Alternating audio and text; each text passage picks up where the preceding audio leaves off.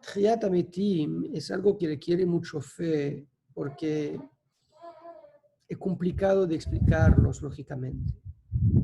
Digo, si uno quiere hablar de fe en Dios, para algunas personas la fe en Dios no es fe, es racional.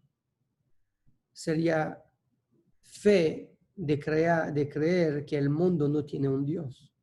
¿Cómo puede tener tanta precisión una creación tan bella, con tantos detalles, todo coordinados de manera fenomenal que ninguna máquina hoy no puede lograr, así por casualidad? De creer que eso es casualidad requiere mucho más fe que de creer que hay un Dios que lo hizo a propósito. Entonces, para algunas personas, creer en Dios no es creer, porque para creer en Dios no hace falta fe. Es lógico. Pero para todos, de creer en la resurrección de los muertos, eso requiere fe. No solamente esto, Maimónides redactó los 13 principales principios de fe. ¿Cuáles son los 13 fundamentos de la fe judía? Eso era época donde había muchos debates culturales, filosóficos, teológicos. Los judíos eran un poquito confundidos en qué creer y en qué no creer, con todas las ideas que había. El cristianismo, Islam, judaísmo en la mitad. El Maimónides redactó una lista de 13 fundamentos del judaísmo. El último fundamento judío es la resurrección de los muertos. Entonces, no es algo que uno puede creer, que uno puede decir, bueno, yo creo en el judaísmo en general, pero la resurrección de los muertos no tanto. Es algo que es un fundamento judío. La Mishnah dice, uno que no cree en Tchiyat HaMetim, uno que no cree en la resurrección de los muertos, no va a merecer a la resurrección de los muertos. Es algo que uno tiene que creer para meritarlo. El problema con esta es que hay muchísimas preguntas sobre Tchiyat HaMetim, sobre la resurrección de los muertos.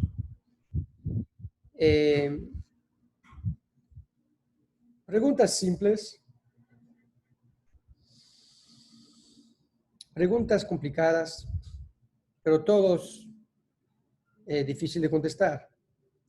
Por ejemplo, imagínate hoy tenemos un conflicto de demografía. Pasemos en los últimos 50 años de una población mundial de 3, 4 billones a 8 billones de personas. En los siguientes 50 años, a 60 años, hablamos de 10, 12 billones.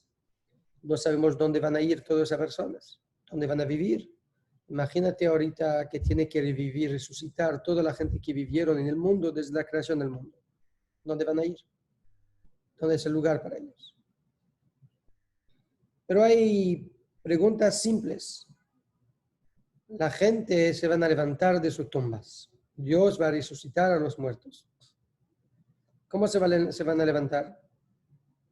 ¿Con qué ropa? ¿Desnudo o vestido? Si es desnudo e irrespetuoso. Si es con ropa, ¿con qué ropa? Una mujer que se casó varias veces. Entonces va una viuda que se casó de vuelta, no una divorciada. Divorciada no hay que mencionar. Una viuda se va a levantar. Tiene 2 esposos, uno que falleció y el nuevo. ¿Con quién van a ser ella? ¿El primer marido, el segundo? Si había 3, el tercero. O sea, hay también la reencarnación de las almas. Una alma viene, está reencarnado una vez, 2 veces. Entonces, una Neshama podía venir en el mundo 5 veces, 10 veces, no sé, X veces. ¿Quién se va a levantar? ¿En qué cuerpo se va a levantar la Neshama cuando va a Tchiat HaMetim? ¿En el último? ¿En el primero? ¿En el más valioso? ¿En qué cuerpo? Eso significa que no todos van a resucitar. Solamente un cuerpo de cada Neshama. Entonces, todos merecen a esto. ¿Cómo funciona el asunto? Pero más que preguntas técnicas, hay preguntas más fundamentales al principio de la resurrección de la Tchiat HaMetim. La pregunta básica es, ¿para qué necesitamos Tchiat HaMetim?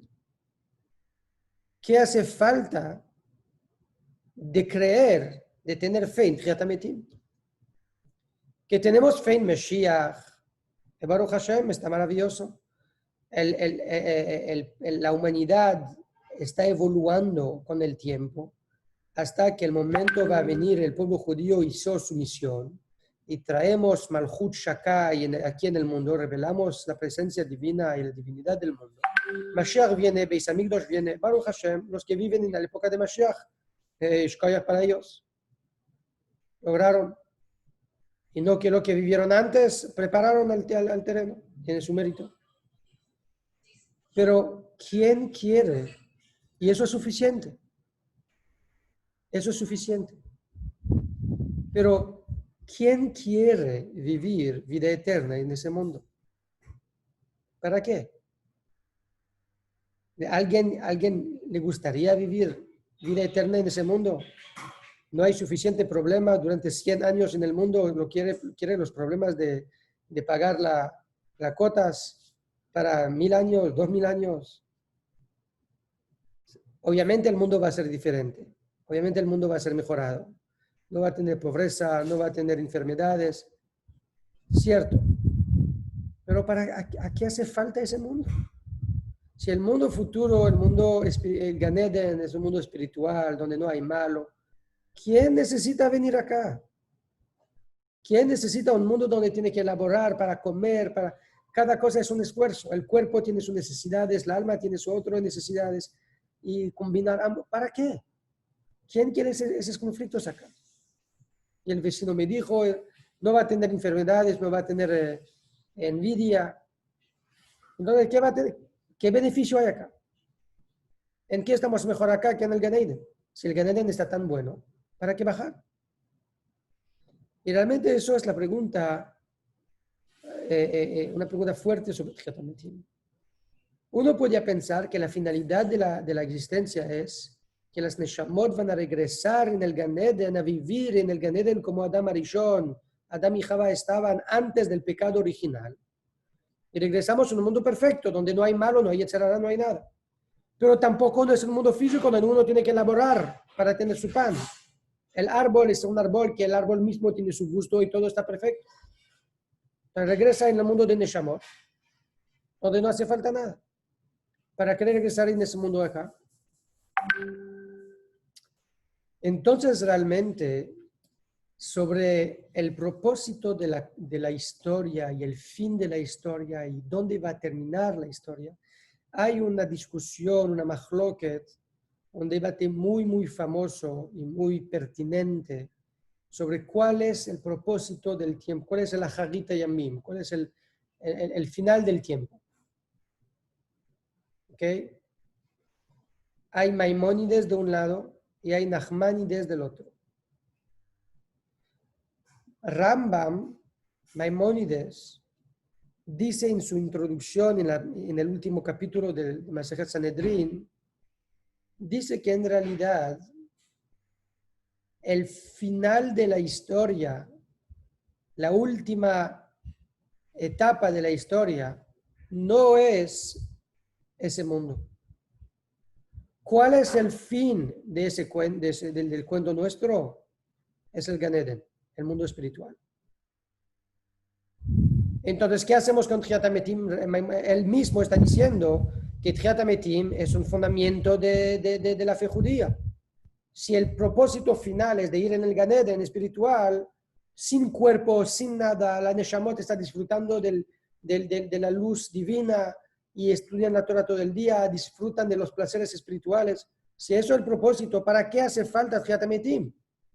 Que él mismo está diciendo que es un fundamento de la Torah. El Raman dice el siguiente: Tchiyat HaMetim es solamente para los tzadikim. No todos van a lograr Tchiyat HaMetim. Solamente los tzadikim. Y eso solamente va a ser por un tiempo corto. Van a resucitar, van a vivir un tiempo y después va a llegar a la última etapa después de Tchiyat HaMetim, donde todos los cuerpos van a morir y las Neshamot van a vivir vida eterna en el mundo espiritual. Eso es la opinión de Rambam, de Maimónides. Y tiene mucho sus pruebas y una de las razones principales para su opinión es: no hace falta venir acá. ¿Qué tiene el mundo material de ofrecer más que el mundo espiritual? Eso no puede ser el final. Si es de vivir una vida espiritual en el mundo material, mejor vivir una vida espiritual en el mundo espiritual. ¿Me sigue o no? José, ¿me sigue? Nachmanides, el Ramban, está totalmente en desacuerdo con esto. Él dice: no es así. Tchiyat HaMetim es el propósito final, la destinación final de la historia. La última etapa que vamos a tener en la redención futura, que sea muy pronto, es Tchiyat HaMetim. El último paso de la redención del mundo es Tchiyat HaMetim, la resurrección de los muertos. ¿Y qué va a pasar después de la resurrección de los muertos? No va a tener muerte en el mundo más. Y entonces, ¿qué pasó si todos resucitaron y no hay muerte en el mundo? No solamente que no hay muerte para los que viven, no hay muerte retroactivamente también para los que vivieron. Entonces, todos van a resucitar y van a vivir para la eternidad. Van a resucitar y vamos a vivir por eternidad. Y el propósito del mundo es de vivir en ese mundo acá. Si es así, tenemos muchas preguntas. Una de las preguntas va a ser de la subpopulación de la Tierra. Obviamente hoy tenemos, Baruch Hashem, SpaceX, que está preocupando de facilitar el plan divino de Tchiyat HaMetim. Y hay Blue Origin también. De los dos están familiares de esos dos proyectos. Hay, ¿cómo se llama ese entrepreneur? Elon Musk, que tiene una compañía de exploración del universo, se llama SpaceX, y su propósito es de colonizar a Marte. Y tiene un competidor en esa carrera, que es Jeff Bezos, el fundador de Amazon, y él también tiene su compañía, se llama Blue Origin, y él también quiere colonizar a Marte. Maravilloso. Están preparando las soluciones práctica, técnica de la surpopulación de Tchiyat HaMetim con anticipación. Y estamos seguros que cuando Mashiach va a venir, la ciencia va a florecer aún mucho más, y eso puede ser el último paso con la inteligencia artificial, que nos van a ayudar a colonizar mucho más rápido, con mucho más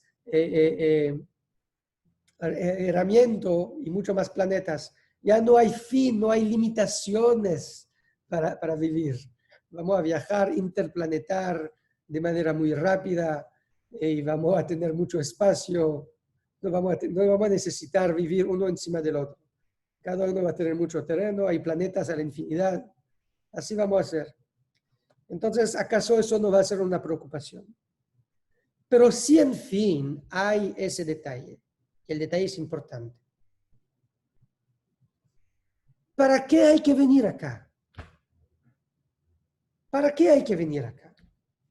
¿Para qué la vida eterna tiene que ser una vida física? ¿Por qué no puede ser una vida espiritual? Si el propósito, en fin, es de servir a Dios y disfrutar de su luz infinita. De entender la superioridad y de vivir y de experienciar la superioridad de la alma sobre el cuerpo, de la neshama sobre... ¿Para qué ser en ese mundo? Pero para que sepas, Tchiat HaMetim no es, sabe, la fe en Mashiach obviamente es un fundamento de la fe judía también. Pero hay algunas cosas en la fe que a veces decimos, bueno, eso lo ponemos al lado, es en el closet allá de Pesach, se saca una vez al año, cuando tenemos que abrir la puerta de Yohanov y vamos a regresar a recordarnos que hay uno que va a venir un día, va a tocar el shofar. No es algo que vivimos con esto. ¿Quién vive con Mashiach la mañana y la tarde? No sé. Dios, vivimos con él. Mashiach, no, sí, no. Él va a venir, un día va a venir. A veces hay partes de la fe que no vivimos con esto diariamente, cotidianamente. Y así mismo con Tchiat HaMetim. ¿Acaso Tchiat HaMetim es una parte de nuestra fe que, bueno, tenemos la fe así, pero nadie realmente está serio con esta? No estamos muy meticulosos en implementar el asunto, ¿no? A veces hay leyes que a nadie le importa si uno lo va a traspasar. Entonces, Tchiat HaMetim es así o no. Y vemos en los textos que los Jajamim están muy serios con Tchiat HaMetim. Muy serio hasta el punto que hay Gemarot donde están diciendo cuál es la prueba bíblica de esto. Hay más, en la Gemara, en Sanedrín, hay una lista de pruebas, de diálogos muy interesante, mencionando algunos. La Gemara pregunta, ¿de dónde tenemos prueba que va a tener la resurrección de los muertos en la Torá? Dice la Gemara, hay un versículo que es una prueba irrevocable. ¿Cuál es el versículo? La Torá dice a los judíos sobre lo que lo van a tener a hacer en Eretz Israel, que es dar la terumá. La terumá se da solamente en la tierra de Israel. Afuera de Israel no se da la terumá. Entonces en el desierto no hacía falta de dar la terumá. Los judíos no tenían de dar la terumá en el desierto. Cuando los judíos tenían de empezar a dar la terumá en la tierra de Israel, después que van a entrar en la tierra de Israel. Dice en el pasuk, el versículo dice, Venatata a terumá le Aarón a Cohen. Vas a dar la terumá a Aarón a Cohen. Dice la Gemara, Aarón a Cohen nunca recibió la terumá. Y él no podía recibir la terumá, porque nunca entró en la tierra de Israel, falleció antes, en el otro lado del Jordán. Era Petra, era, no sé, el otro lado, Jordania. No entró. Y la Torah nos dice que nosotros vamos a dar la terumá al Cohen, a Aarón a Cohen. Dice la Gemara, ¿acaso no está refiriendo a Aarón a Cohen, sino a su lineage, a su descendencia? Dice la Gemara, si era así, el pasuk tenía de decir, le Aarón ubanav, a Aarón y sus hijos, para mencionar, alusionar que es sobre su descendencia, no la persona de Aarón misma no es el que importa. Pero ya que no mencionó ni la palabra ubanav, sus hijos, se refiere a la persona misma. Dice los Jajamim, de aquí tiene prueba bíblica que nosotros vamos a tener de dar a la terumá a Aarón a Cohen. Aarón va a tener de resucitar para que lo podamos darlo a la terumá. Hay un otro pasuk bíblico donde dice la Torah, Asher Nishba, cuando Dios juró que va a dar la Torah, va a dar la tierra de Israel a los patriarcas. Asher Nishba la avotehem la tet lahem. Sí, sobre la tierra de Israel, lo leemos en el Shema. Asher leman yirbu yemeichem vime benechem al ha'adama, asher nishba Hashem la'avotechem latet lahem. Quiere decir que Dios prometió que va a dar la tierra de Israel a nuestros patriarcas.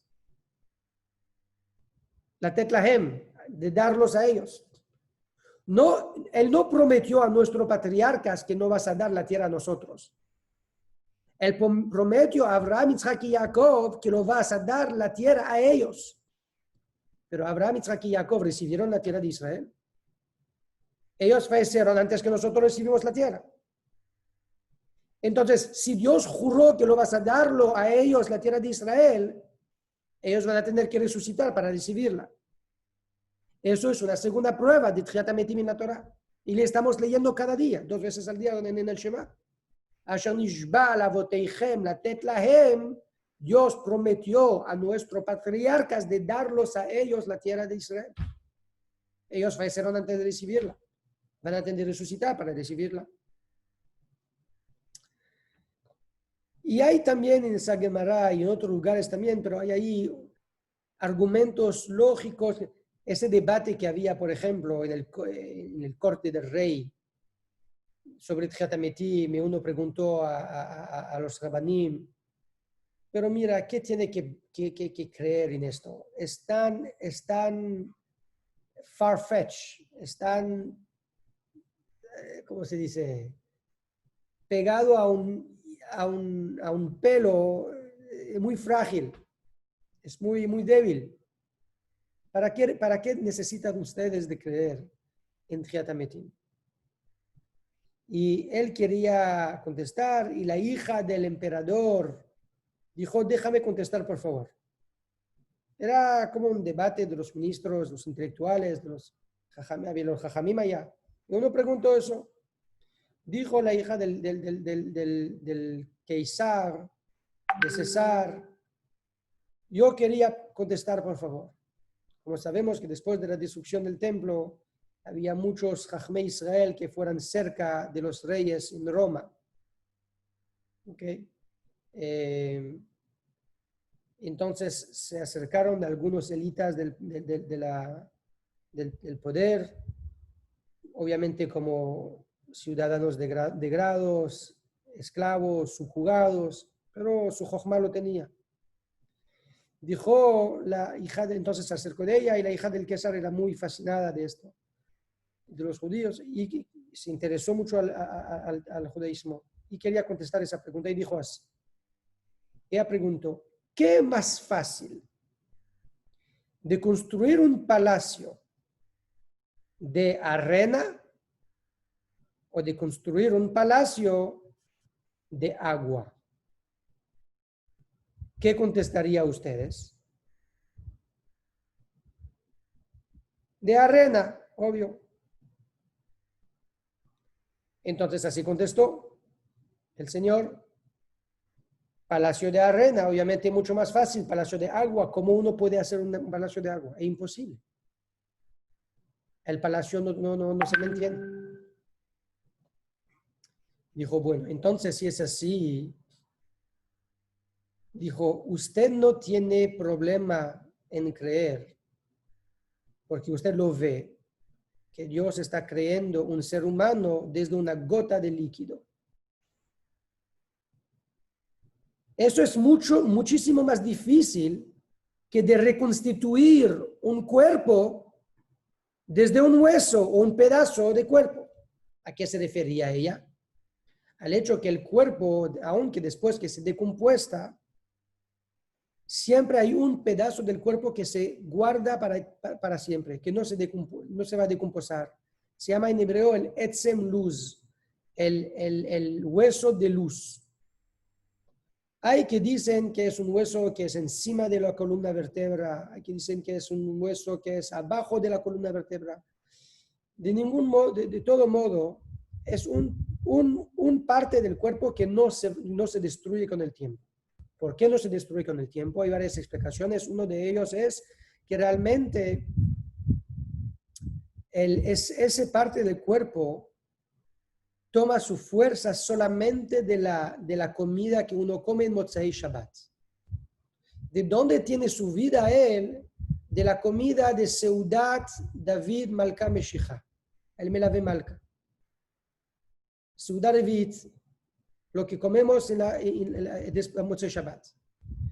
Pero cuando Adam Arishon pecó y él comió del árbol de la vida y de la muerte, ¿eso cuándo fue? Eso fue el viernes en la tarde, antes de Shabbat. Su cuerpo entonces recibió la comida del árbol del conocimiento, de la sabiduría, antes de Shabbat. Todo el cuerpo se contaminó por la muerte. Ese pedazo de cuerpo no se nutrició de esa comida. Porque ¿de qué nutrición él se nutrice? De la nutrición de Motzei Shabbat. Por eso es el pedazo del cuerpo que no va a morir, porque no recibió la maldición de la fruta del árbol. Dios en el futuro, Él va a tomar ese pedazo de hueso, de cuerpo, y de este pedazo va a reconstituir ahí todo el cuerpo. Eso parece en la época de la Gemara algo totalmente fantástico. Hoy en día sabemos que con un pedazo del código ADN de una persona se puede reconstituir todo el código, porque cada partícula, cada molécula, cada parte del código tiene todo el código entero. Entonces, con un parcel del código se puede reconstituir todo el código, y con todo el código se puede reconstituir todo el código biológico y después molecular y físico. Hoy no parece tan alejado de imaginar una tecnología así, de reconstituir un cuerpo entero a base de un pedazo de ese mismo cuerpo. En esa época era totalmente imposible, pero de todo modo, eso es una Gemara donde vemos que se toca se acerca al tema de la Tchiyat HaMetim con mucha seriedad. Con mucha seriedad. Y la fe en Tchiyat HaMetim es algo que puede pasar en cada momento. Hay un cuento en la Gemara donde se cuenta el siguiente. Había Rabbi Yehuda Nasi. Rabbi Yehuda tenía un Chavruta, una colega de estudio. ¿Con qué estaba estudiando él muy a menudo? Era Eliyahu Hanaví, ni más ni menos. Él tenía, por su estatura espiritual, el mérito de tener revelación de Eliyahu Hanaví muy a menudo. Él le venía a visitarlo y enseñándolo Torah de manera que solamente los tzadikim de su nivel podía recibir.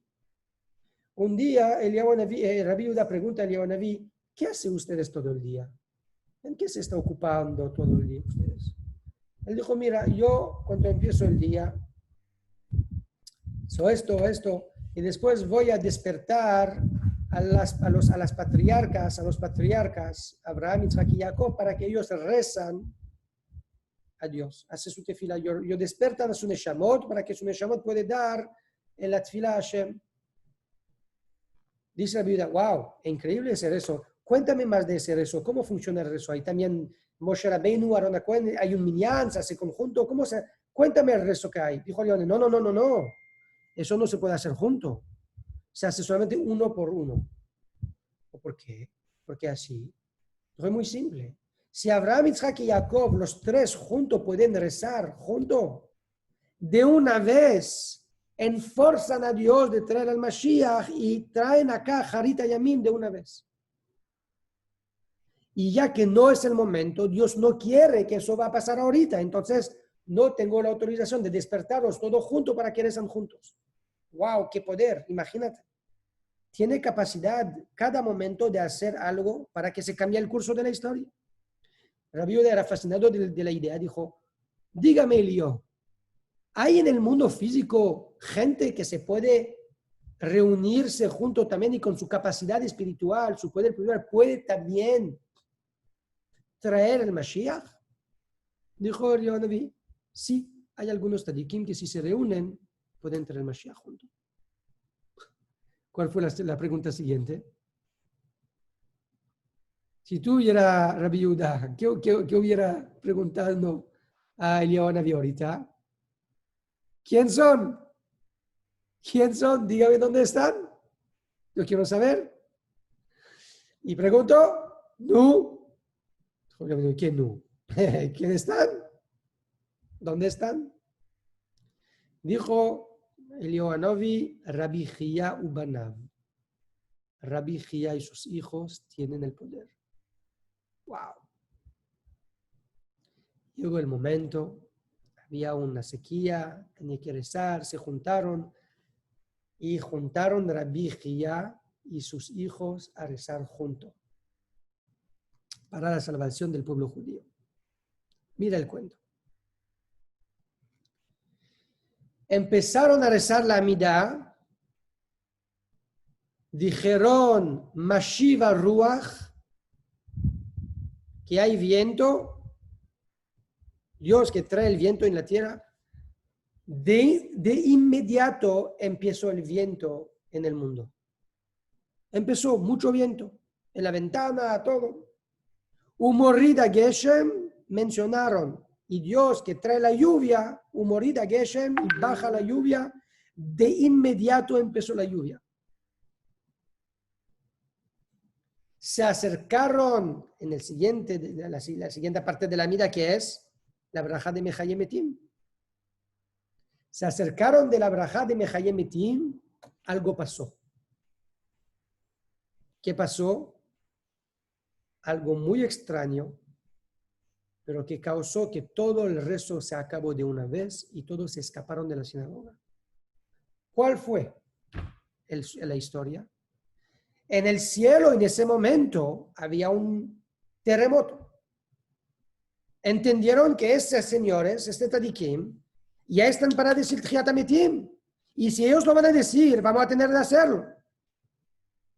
Entonces dijeron en el corte celestial, ¿quién reveló el secreto a ellos que tienen ese poder?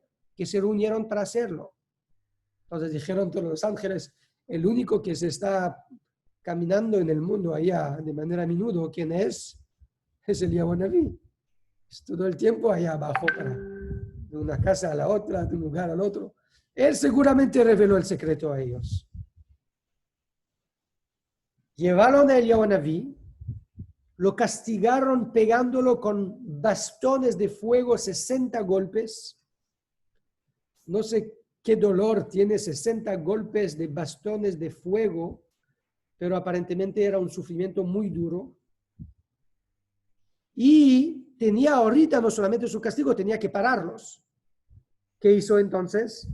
Él se disfrazó, como tiene toda esa capacidad de disfrazarse siempre, se disfrazó en un oso, en la piel de un oso, y entró en la sinagoga como un oso. La gente tenía un miedo terrible, se escaparon de todos lados, el rezo se acabó. Ya estaban escuchando el shofar atrás, el terremoto de la tierra, Mashiach está por venir. Tchiyat HaMetim es algo en los textos nuestros, que es algo muy concreto, muy físico, que puede pasar a cualquier momento ahorita. Cuídate cuando vas a dormir, eso puede pasar ahorita. Hay un cuento que había un judío, un siriano, no sé si era Jálabo, pero era de Siria. Y él se escapó de Siria y llegó a Israel con su familia, pero bueno, se escapó de allá, dejó toda su fortuna en Siria, no logró tomar nada como la mayoría de los judíos. Y leí ahorita, hace pocos días había una noticia que en Yemen, los Houthis, que es el grupo terrorista, están ahorita secuestrando a los judíos. Hay como 20 familias judíos en Yemen que se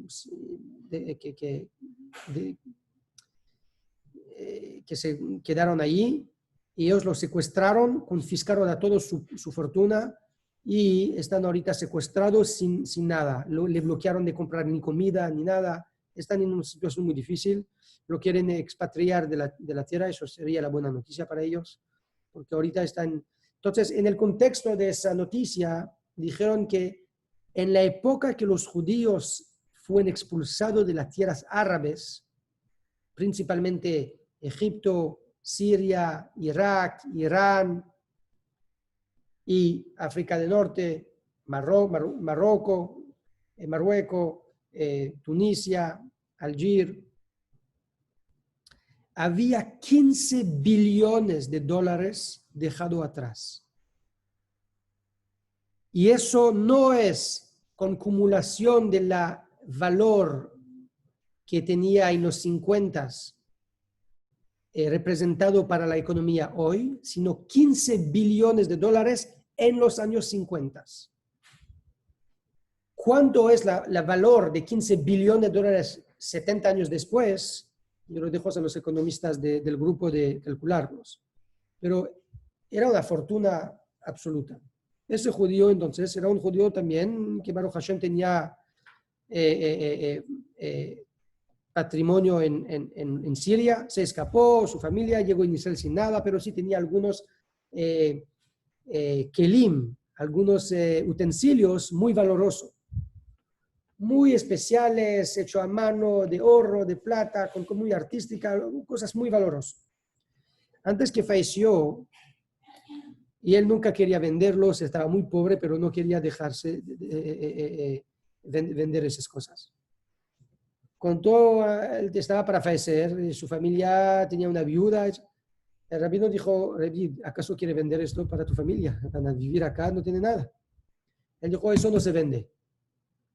Dijo: pero algo. Y trató de convencerlos, no había nada de hacer, no quería vender. Dijo: ¿para qué? Él dijo: mira, rabino, yo ya no tenemos nada. Voy ahorita a morir. Mañana me levanto en Giatametim. ¿Con qué voy a empezar?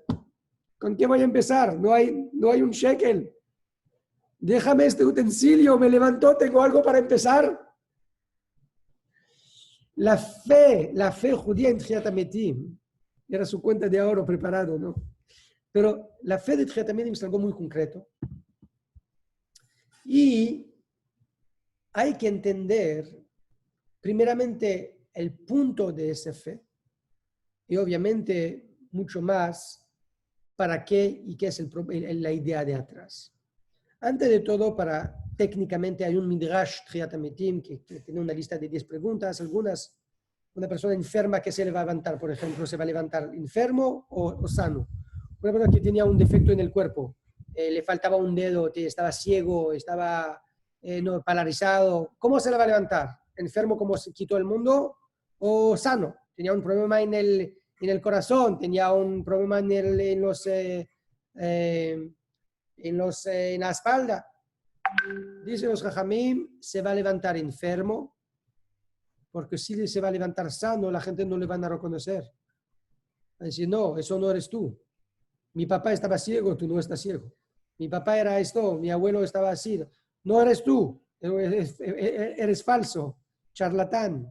Te va a tener de despertarse como estaba y después curarse. Sobre la ropa es una discusión, porque si uno dice que se va a levantar con la ropa con lo que fue enterrado, eso va a significar que vamos a tener que invertir mucha plata para ser enterrado con la ropa más fina que podemos. Y ahí la gente van a invertir para que sus familiares se van a levantar con todo el honor, con ropa de oro, ropa prestigiosa, que se va a levantar en el día que viene con el kavod. Hay que decir que realmente se va a levantar con la ropa del tarjijim, del enterramiento, pero Rabbi Yehuda Nasi dijo: eso no es así. Dijo a sus hijos, aunque era muy rico, dijo a sus hijos que no invierten plata en la ropa de enterramiento mío, porque dijeron: pero ¿cómo te va a levantar en Giatametim? Dijo, bueno, creo que Enrique aquí hizo la matemática. Son 159.058 billones de dólares en 2020. Eso es una fortuna significante. ¿Cuánta yeshivot podemos hacer con esto ya? ¿Cuánto bueno podemos hacer en el mundo con eso?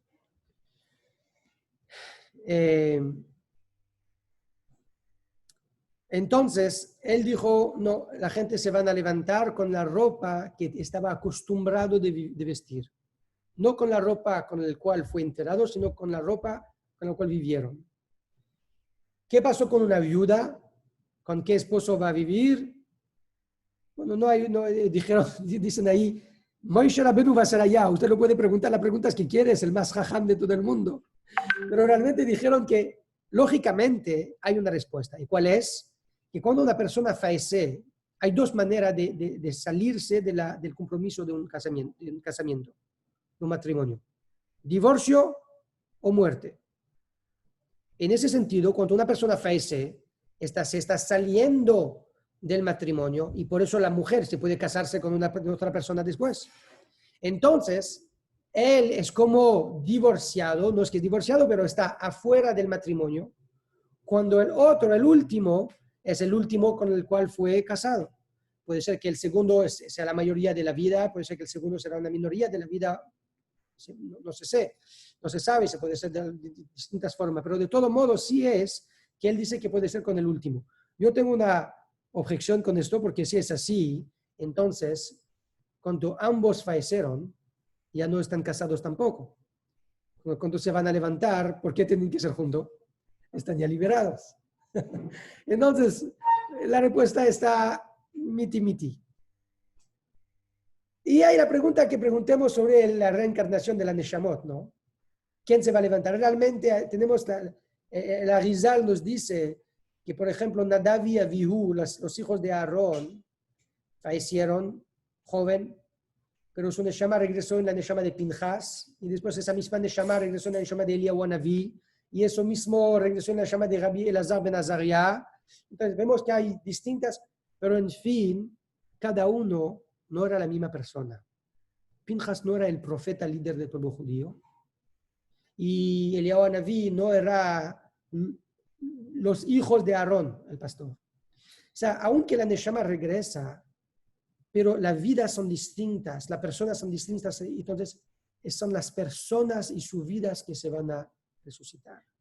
Y todos van a levantarse de vuelta. Y la Neshama es infinita, se puede subdivisar siempre con infinidad, y por eso no hay limitaciones a la Neshama de que todos se levantan en Tchiat HaMetim.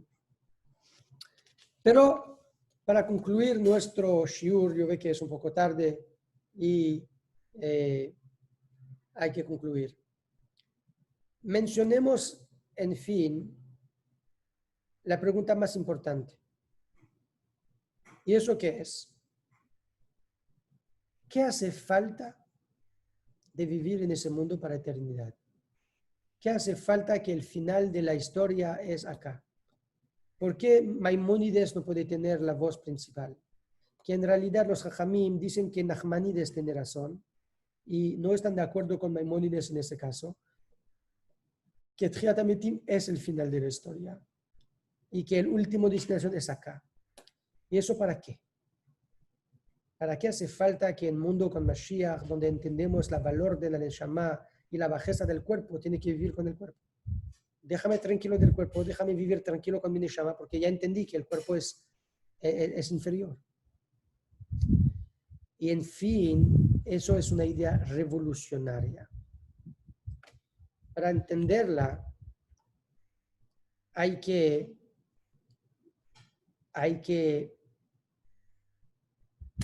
contar un cuentito. Había un judío que se fuera, tenía el corazón tapado. Y tenía de ser ¿cómo se llama? Destapar las arterias del corazón. No me recuerdo cómo se llama. Xavi, ayúdanos.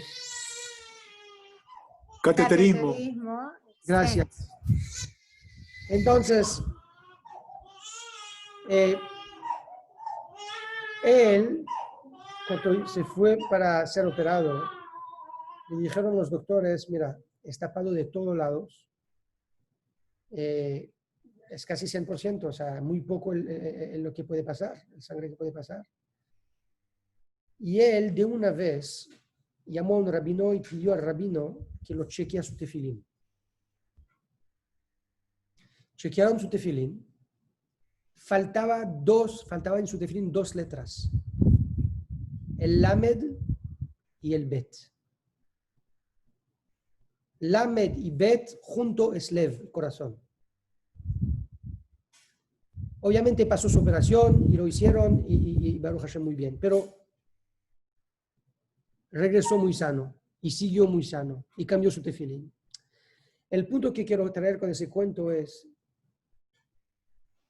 ¿de dónde viene el poder de un tefilín de expresarse a través del cuerpo del judío que le está cargando?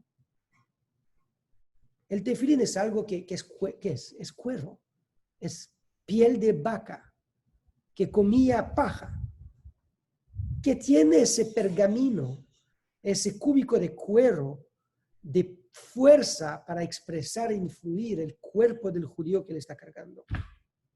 Para salvarlo y a veces para alarmarlo de un problema que hay. Y es la misma pregunta sobre el Sefer Torah. ¿Qué santidad tiene la Torah? ¿Qué fuerza tiene la Torah para que nosotros tenemos de respetarla tanto? Es también piel de animal. Y realmente eso es, en fin, el punto donde toda esa discusión orbita. Y eso va a ser lo que hace el tema muy relevante para nosotros. Muy relevante. ¿Por qué? Miriam, si está todavía con nosotros, no sé si nos escucha, aquí es. Usted seguramente conoce, escuchaste de un escultor muy famoso que se llamaba Jacques Lifshitz. Sí.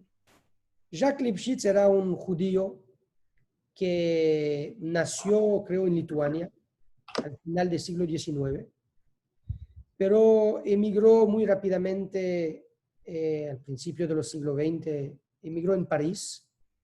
Ahí entró en el École des Beaux-Arts, que es una escuela de arte muy famosa todavía hoy muy famosa en el mundo, y en esa época era la élite de la inteligencia artística. Y entró ahí, era parte de la comunidad artística de Montmartre. Picasso era uno de sus amigos, Modigliano hizo una pintura de él y de su esposa después. Era una parte y él se hizo como escultor. Era uno de los personajes muy importantes. Ahí está la pintura. Oh, excelente. Señor Jacques Ibereta Lifshitz. Y es una pintura muy famosa. ¿Se hizo en qué año, Miriam? ¿1910, 20? Espérame, no sé, un minuto. En los 1920, por allá. Tenía 25 o 30 años en esa época. Había un grupo artístico muy activo. 1916. 16, ok. Él se escapó para Nueva York de los nazis y vivió en Nueva York después de toda su vida, compartió después de la guerra su vida con Europa de vuelta, pero era uno de esos franceses que vivió en Nueva York. Tenía una vida muy larga, un cuento muy largo, pero en fin, era uno de los padres de los cúbicos. Cubism se llama en francés, cubismo. Son los artes de cúbicos, muy lindo, uno que del cubismo. Uno que puede googlearlo y como yo hice para aprender un poquito más sobre él.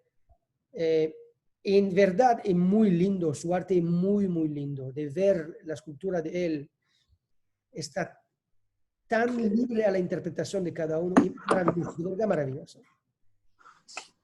Los espacios vacíos de su escultura están presentes aún más que la piedra misma. Es realmente fascinante. Pero tenía un cuento muy interesante en su vida, que con tiempo le acercó a él del Rebbe, que le ayudó mucho y después cambió su vida, se casó con una judía. Tenía un cuento muy largo con el Rebbe. Y en esa relación con el Rebbe había una correspondencia. Y el Rebbe le dijo a un momento en una carta muy linda, el Rebbe le dijo, su trabajo tiene en su esencia la esencia del judaísmo. ¿En qué sentido? Porque está dando vida a cosas muertas. Hay piedras sin significación, sin vida. Y usted va a modelar esa piedra de manera que le va a insuflar una vida en ellos, y ese ahorita escultura va a vivir y cargar un mensaje y hablar y contar como una entidad viva. Y siguió el Rebbe diciendo, y en fin, a la raíz del judaísmo, eso todo el trabajo del judío en esa tierra, de penetrar el material, el mundo material, con vida espiritual, de traer una dignidad y una divinidad en los lugares donde no parecen, no se ven. La piel de la vaca ciertamente no se ve que es algo santo. Cámbiala, escúlptala, forma un cuadrito de cúbico de tefilín. Mira, Miriam, el tefilín también es cubismo. Y ahí va a poner el nombre de Dios y va a traer Kedushá en ese artículo. Y eso va a tener vida, vida que salva la vida del judío que lo va a cargar. El Sefer Torah carga un mensaje que cambió el mundo entero. Y eso es Tchiyat HaMetim. Tchiyat HaMetim, en fin, es resucitar a los muertos, dar sentidos a lo que no tienen, dar vida a lo que no tienen. El Tchiyat HaMetim, obviamente, es real, como lo vimos en todos los textos que vimos juntos. Pero sobre la pregunta más importante, ¿para qué hace falta Tchiyat HaMetim? ¿Para qué hace falta de ser vivo en ese mundo? Es porque eso es el propósito nuestro. Desde el principio, de llegar a lugares y cosas y criaturas sin vida e insuflarlo con vida, dignidad y divinidad. Y por eso Tchiyat HaMetim va a ser la culminación de nuestra historia, porque ahí va a ser el éxito nuestro, donde vamos a realizar. El cuerpo no tiene vida hoy en comparación a la Neshama, pero después que lo va a revelar su fuerza y su vida, ahí va a ver que el cuerpo mismo también tiene una fuerza increíble. El cuerpo tiene una Kedushá increíble. El mundo material tiene una Kedushá increíble. Los árboles, la vegetación, los animales, las piedras, todo vive, vibra, y el mundo va a ser suficiente inteligente para ver todo hoy hablamos a nivel científico del mundo molecular, biológico y atómico, de todas las cosas que viven con... yo vi una charla, no sé cómo vi esa charla, pero me interesé en un francés, que es un matemático genio, uno de los genios matemáticos del mundo. Se llama, ¿cómo se llama? Circo Ville, algo así. Se está vistiendo siempre como una nobleza del siglo XVI, del Louis XIV, no sé. Una persona muy interesante. Pero él estaba hablando de esa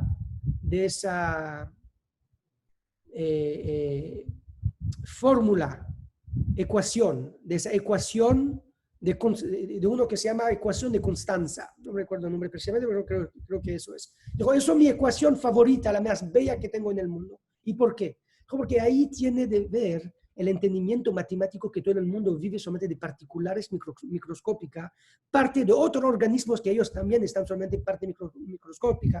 Quiero decir, hay hoy ya a nivel científico el entendimiento que están todo lleno de vida, que la materia y la energía son una cosa, dos caras de la misma moneda.